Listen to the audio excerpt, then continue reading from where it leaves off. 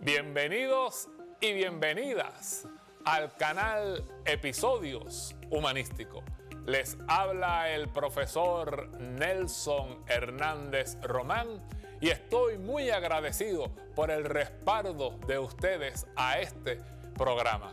Espero que el programa de hoy sea de mucha satisfacción, de mucho provecho y de mucho crecimiento en lo personal y en lo formativo en ustedes. Bienvenidos y bienvenidas a su canal Episodios Humanísticos del profesor Nelson Hernández Román. Como siempre, le muestro mi agradecimiento por el respaldo de ustedes a mis presentaciones. Hoy tendremos un tema relativo a cómo serán las cosas más o menos en los próximos años, en los próximos lustros y en los próximos siglos, más o menos desde el presente hasta el año 2100. Y para eso tocaremos tres escritores que han reflexionado de cierta forma de cómo serán las cosas en ese futuro próximo. Me refiero al astrónomo británico Martin Rees, al físico norteamericano de ascendencia japonesa Michio Kaku y al historiador israelita Yuval Noah Harari, quienes serán las personas que veremos en el día de hoy. Siempre es bueno plantearse que durante mucho tiempo en la historia de la humanidad, muchos seres humanos han tratado de visualizar, de pensar cómo serán las cosas en el futuro inmediato, en la época en la cual dichas personas vivieron. Esa inquietud prácticamente nos ha acompañado a lo largo del tiempo. También es bueno traer a colación que no necesariamente las cosas acaecieron, sucedieron o se desarrollaron como las visualizaron esas personas en distintos momentos de la historia. Así que comenzaremos con Martin Rees, el astrónomo británico, quien estudió en la Universidad de Cambridge y es autor de una gran cantidad de libros y de artículos científicos. Con respecto al tema que nos concierne, hay que decir que en el año más o menos 2003 apareció su libro que en español se tituló Nuestra Hora Final. Y que más tarde, en el año 2018, apareció una segunda publicación suya titulada En el futuro. Esos son los dos libros que veremos en el día de hoy. En el primer libro, Nuestra Hora Final, siempre es bueno reflexionar sobre el momento en el que escribió su libro Martin Rees a comienzos del presente siglo, de la presente centuria. Y el entorno, los años que le rodeaban, hacia el año 2003, hay que indicar lo siguiente. Recién salía de las angustias y de las ansiedades relativo a fin de siglo, cuando se estaba dando la transición del año de 1999 hacia el año 2000 y todo el asunto que hubo, la discusión que hubo en torno al Y2K en ese sentido y lo que se pensó que iba a ocurrir. Comenzando este siglo, en el año 2001 ocurrieron los ataques terroristas a la Torre Gemela y en otros lugares adicionales. Y la inquietud también iba acompañada si subsecuentemente se podían dar ataques con armas químicas o con armas biológicas. Y todo este asunto definitivamente impactó, tuvo su influencia en su libro Nuestra Hora Final. De ahí que cuando él toca el tema en su libro, la preocupación fundamental tiene que ver con el asunto de las guerras. Y siempre nos advierte en el libro que la centuria pasada, el siglo XX, por conceptos de guerras, revoluciones, crisis de diversa naturaleza, cobró la vida más o menos de unas 187 millones de personas. Una cifra extraordinaria sobre la mortandad por conflictos del pasado.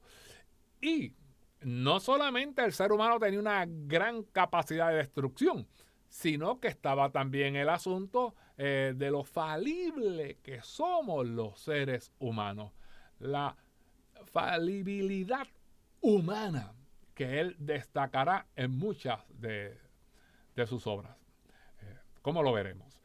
Y claro está, no solamente está el asunto de la capacidad de destrucción, del margen de error que cometemos los seres humanos, sino que ahora se le incorpora la capacidad tecnológica que hemos desarrollado para él de una profunda preocupación relativo al bioterrorismo, a los grupos fanatizados que puedan tener de cierta manera acceso a ese tipo de tecnología con una gran capacidad de destrucción, a su preocupación con respecto a la recombinación del ADN y claro está, a los seres humanos poco escrupulosos que pudieran estar al frente de esa capacidad de innovar, de cambiar, de crear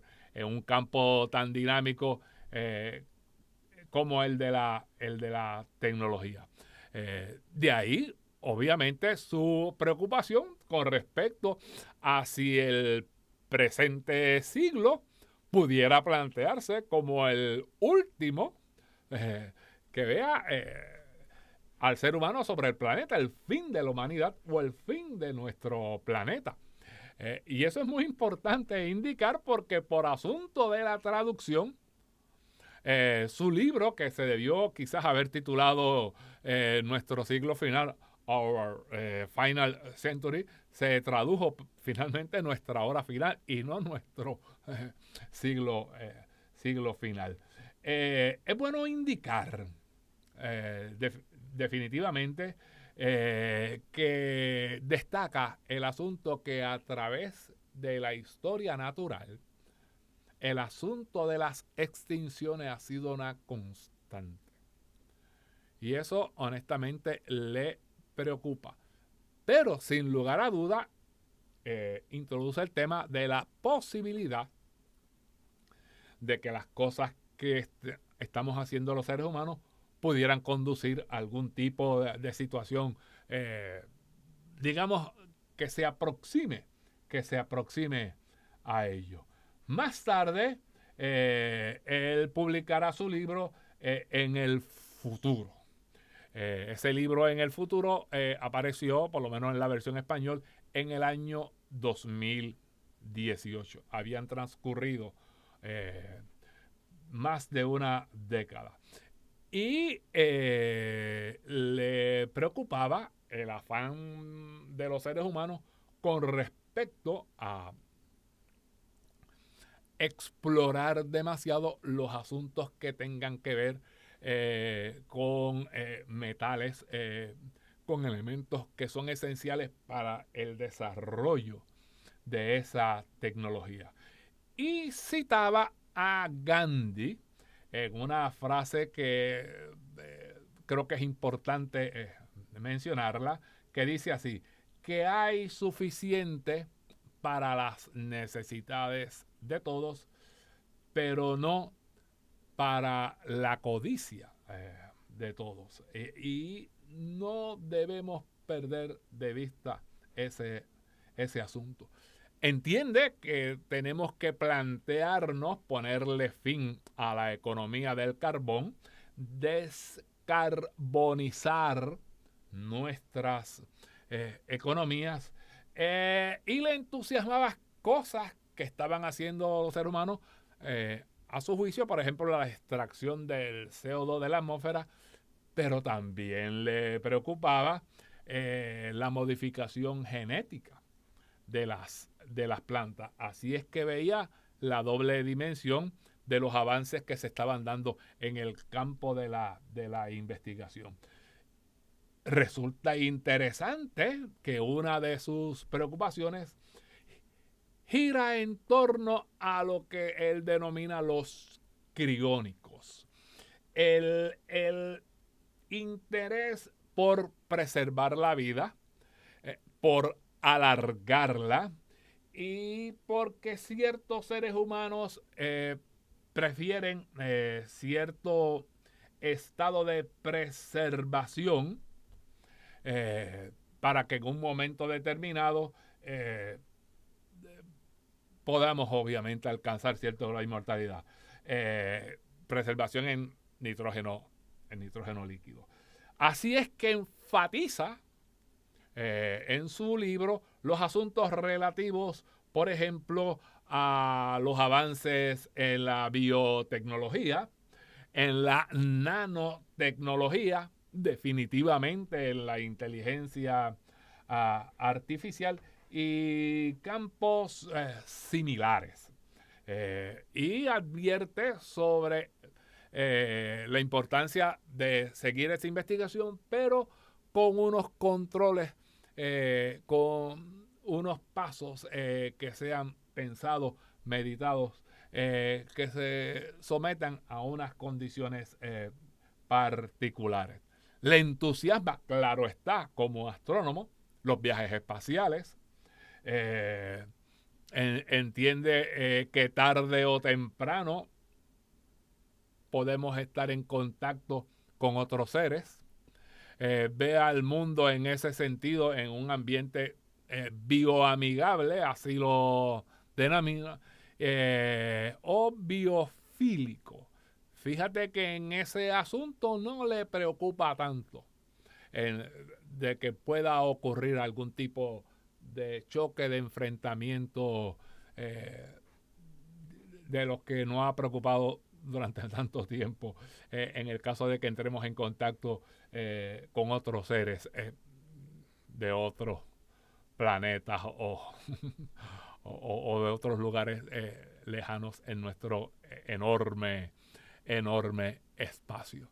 Y definitivamente siempre se plantea de su parte un diálogo franco y honesto, un diálogo genuino entre la ciencia y la religión.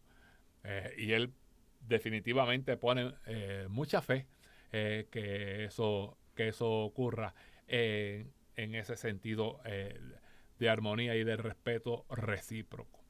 El segundo pensador que quiero que conozcan es el norteamericano de ascendencia japonesa, Michio Kaku, un gran divulgador de la ciencia, con una enorme cantidad de publicaciones de diferentes tipos de naturaleza, pero siempre preocupado con respecto al futuro.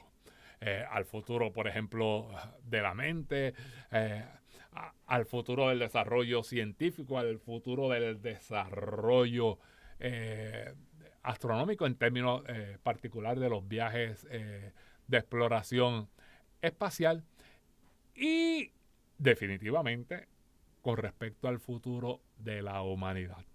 Y precisamente publica un libro hacia el 2018 también, titulado El futuro de la humanidad.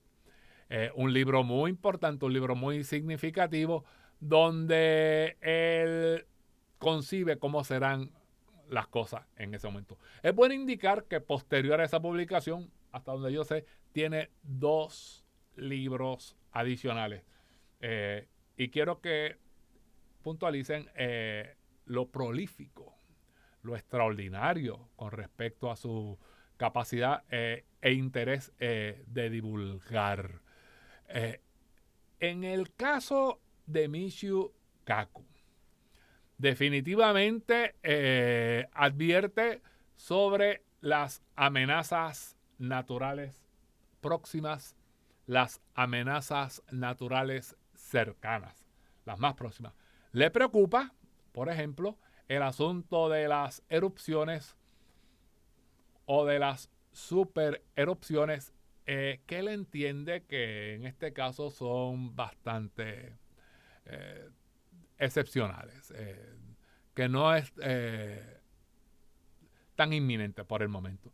De igual manera, aunque le preocupa, entiende que tampoco hay una amenaza real visible por el momento de algún impacto de un objeto interestelar, de un objeto celeste de envergadura. Entiende que eso es muy ocasional, muy raro.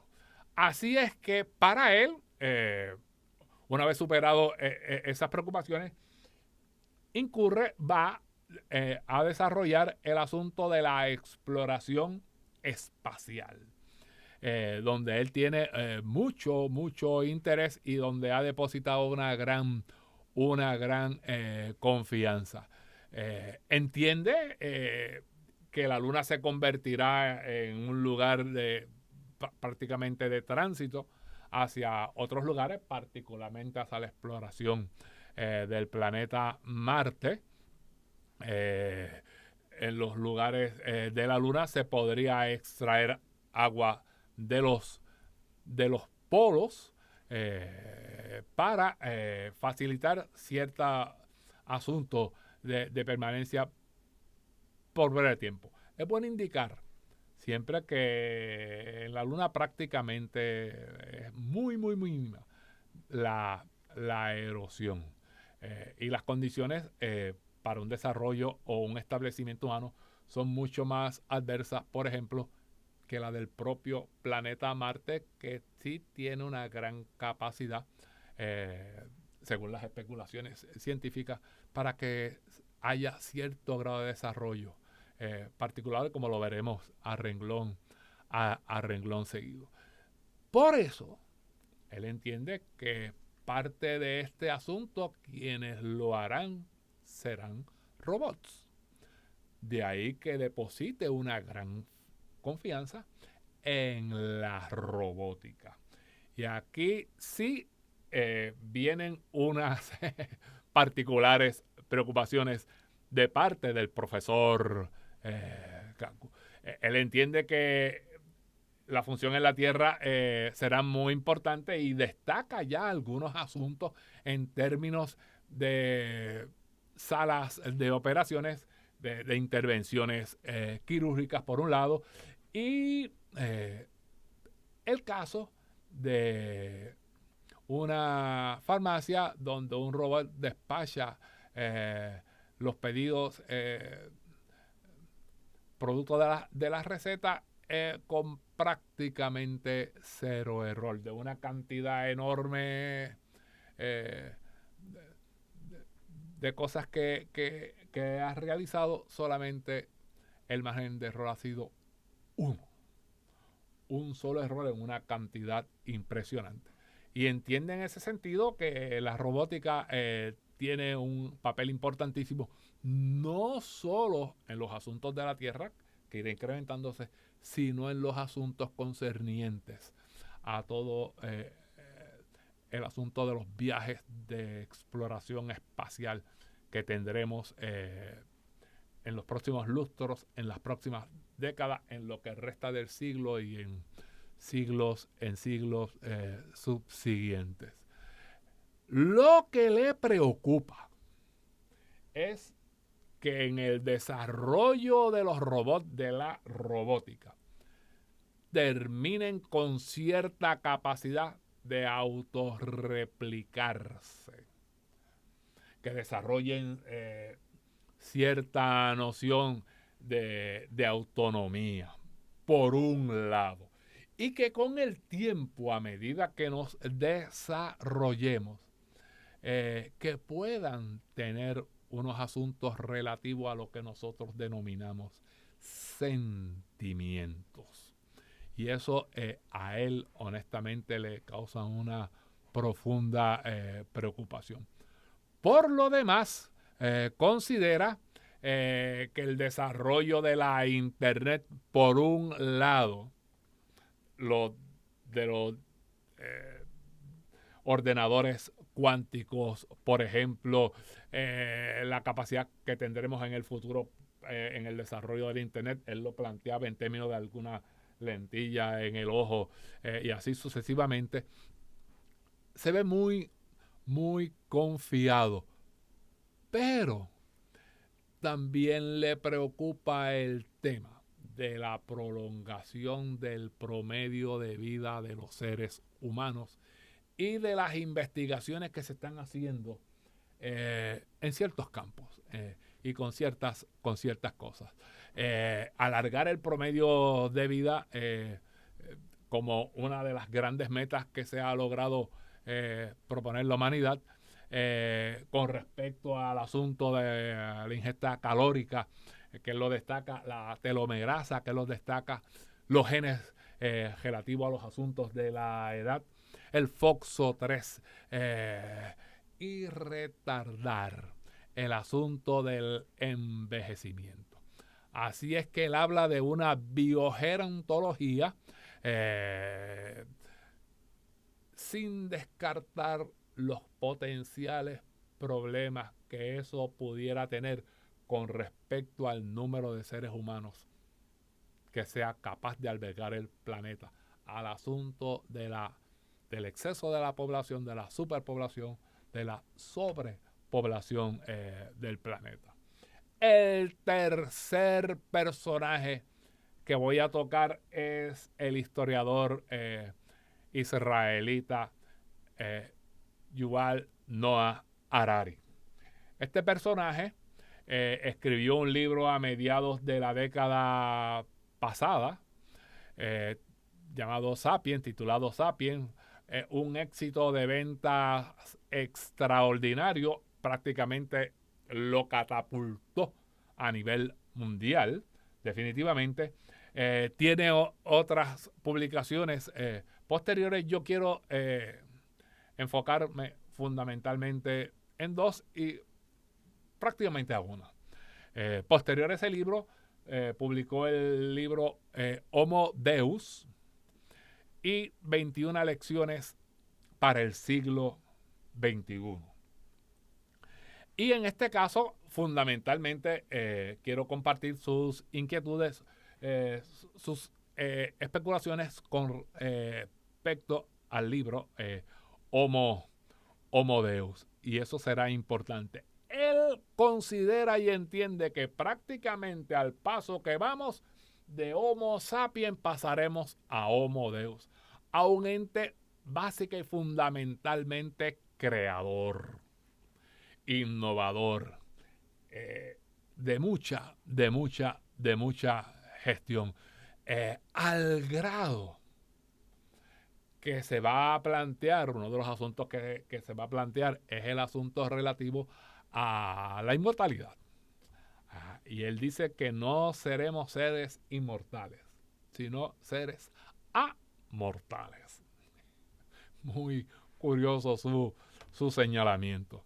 Y los pasos que estamos dando en torno a ese asunto. En segundo lugar, él considera que una de las metas, uno de los fines que procurará el ser humano desde el presente o a través del tiempo y sobre todo en el futuro no muy lejano, será el asunto de la búsqueda de la felicidad. En ese sentido se retrotrae a la filosofía utilitarista de la segunda mitad del siglo XVIII y hace unas reflexiones sobre ese particular con respecto a la búsqueda de la felicidad, de que los seres humanos quizás logremos, alcancemos ese ese estado que durante tanto tiempo ha sido tan acariciado. El tercer punto es que tendremos una extraordinaria capacidad para crear y para destruir. Repito, que desarrollaremos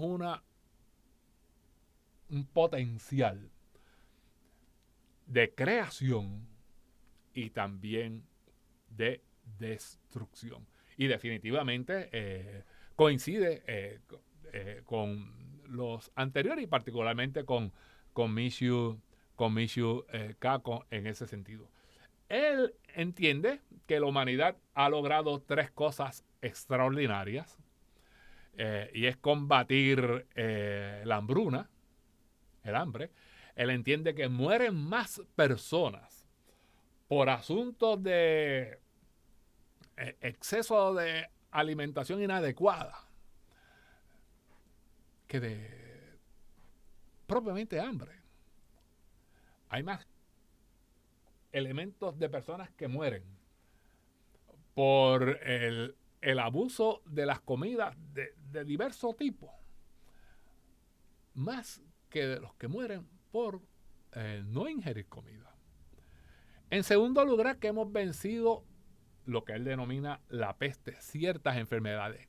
Claro, esto se escribió antes del COVID y el COVID plantea el asunto de futuras pandemias, futuras situaciones, pero que tendremos la capacidad de combatirla inmediatamente y no dar margen a una mortandad que ocurrió, por ejemplo, entre 1918 y 1919 con concepto de la influenza de aquel entonces. Y eso será importante.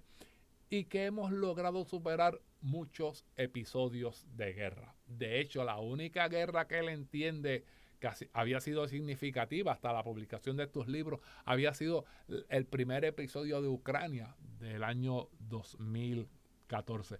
Los asuntos más recientes definitivamente pues ponen un asterisco, una marca de cotejo con respecto a ese tipo de reflexión. Y esto será muy importante porque si desarrollamos cada vez más capacidad de destrucción y no aprendemos o no nos percatamos de lo que estamos haciendo, podemos pagar un precio muy, muy alto en los próximos años, en los próximos lustros, en los próximos decenios. Y claro está, él entiende que también el ser humano alargará el promedio de vida. Por ejemplo, si en 1900 el promedio de vida era casi 50 años, para hace unos cuantos años estaba en 70 en algunos países, obviamente sobre 80 y uno que otro país está alrededor de los años 90. Con el desarrollo desde la conciencia con respecto a nuestra alimentación y la medicación, alargaremos la vida. Pero tendremos el asunto delicado de quienes más se beneficien de todos estos asuntos serán las personas que tengan mayor capacidad económica. Por ende, cuando se plantea el desarrollo del cerebro, asunto que él también le dedica en su publicación, en su libro Homo Deus, quienes más se beneficiarán de esa capacidad, de ese desarrollo, serán las personas que tengan mayor capacidad económica, y a él le preocupa y expresa el siguiente término, que podemos estar creando castas biológicas. Muy significativo sobre el particular. Y que esas personas sean las que finalmente dominen, controlen, manipulen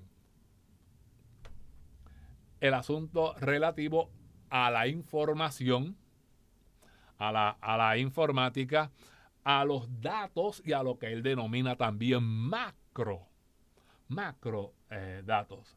Y que tendríamos la tecnología necesaria para alcanzar esos grandes niveles.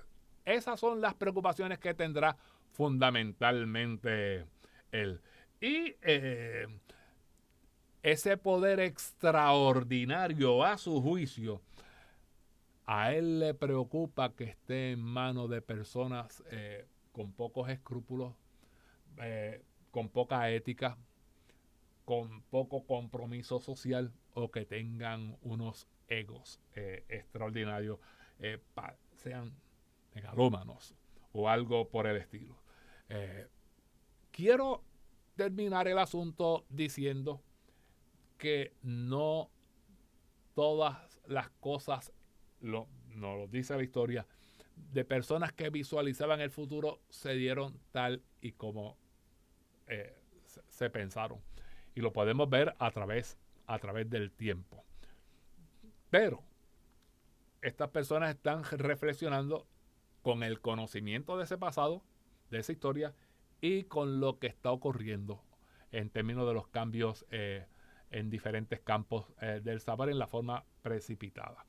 Les invito en este sentido a que profundicen, que busquen más información tanto de Martin Rees, de Michio Kaku, de Yuval Noah Harari, que desarrollemos ese compromiso con el planeta, con tu sociedad, con tu familia, con usted mismo, con usted misma, con respecto obviamente a la información y a las cosas que tengamos, y desarrollemos una ética con respecto a nuestro desarrollo profesional.